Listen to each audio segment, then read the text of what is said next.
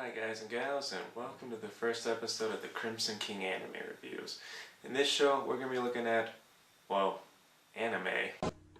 I love anime. It's awesome characters, unique storytelling, and it's beautiful animation.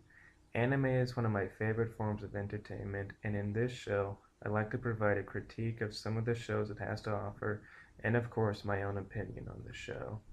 So to begin with, today we're going to be looking at an anime set in the 1930s. Or 1931, or 1929, or 1711, okay, or 2001, what the heck? Okay, enough. Looking at Baccano, okay? Jesus. The court of the crimson.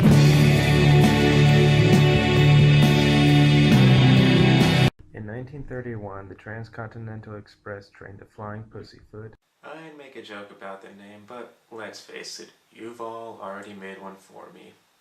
Departs from Chicago to New York.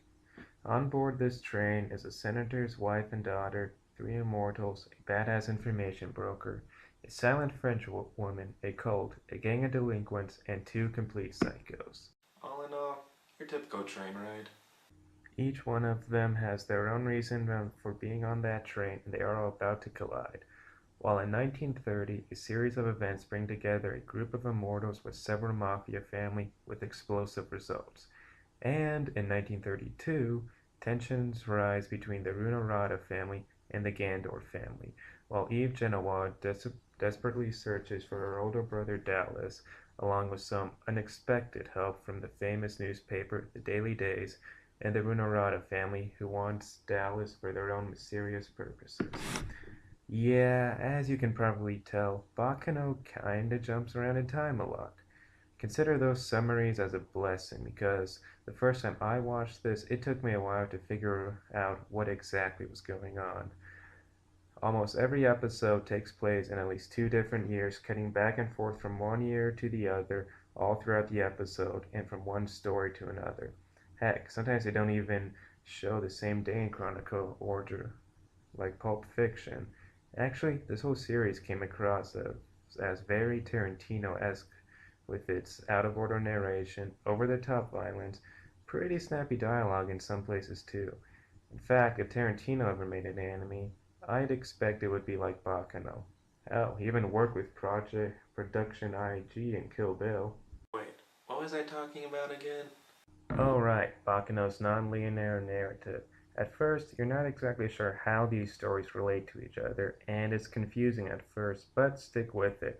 As the series goes on, you do figure out how they all connect together, and it does make sense.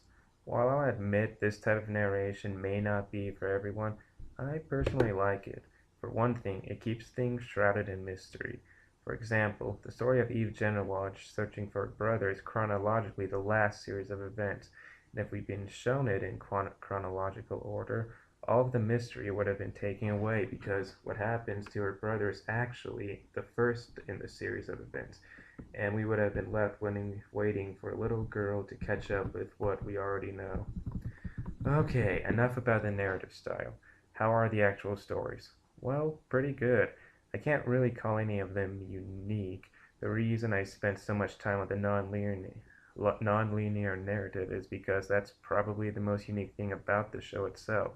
The stories aren't deep or anything, always keeping a light tone throughout the series. They do bring out some interesting issues like whether or not the world is ready for immortality, but they don't expand on any of it. But does any of that matter? Nope.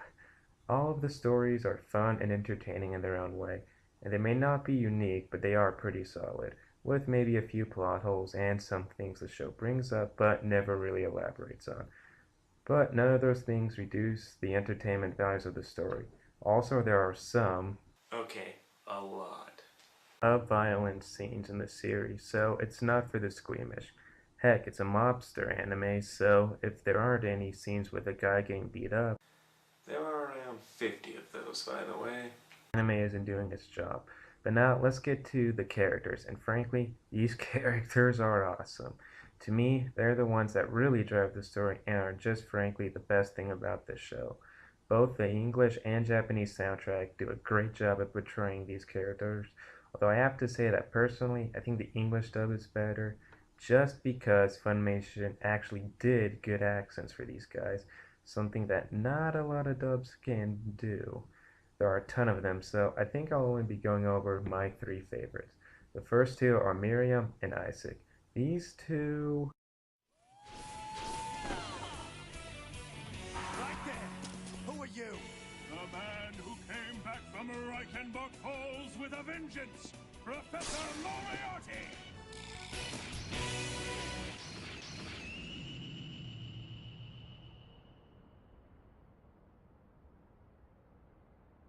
Lots of expensive presents, which makes this the perfect train for our train robbery.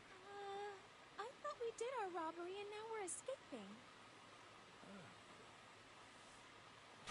Of course, that's been the plan from the beginning. Are freaking hilarious. Every scene that they are in had me laughing out loud.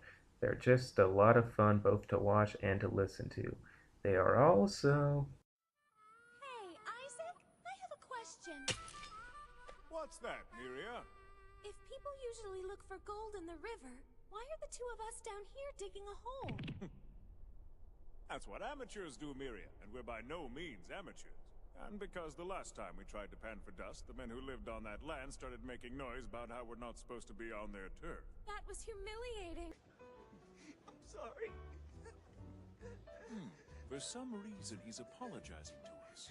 What do you think it means, Miria? I think it means we won. Of course! We're an undefeated duo! Good match! Now wipe those tears away and dine with us. I hope you like Chinese food! A tad stupid, but in their stupidity, they are awesome.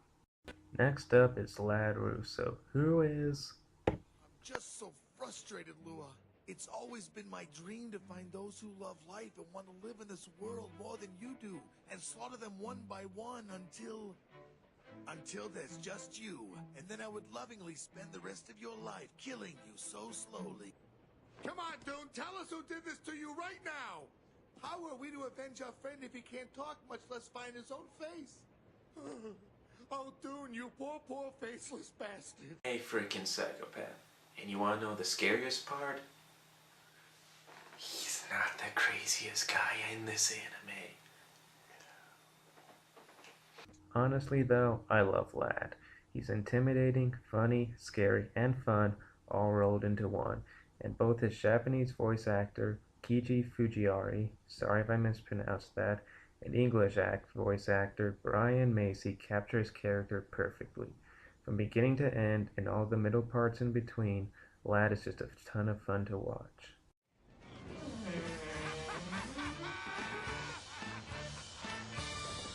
Animation-wise, Baccano has pretty good animation. Like the stories, it's not very unique or overly impressive, but it's still a lot of fun to watch. And that's the word I think best describes Baccano. Fun. It may not be for everybody, but for those who enjoy this type of thing, you'll enjoy it from beginning to end and all the middles in between.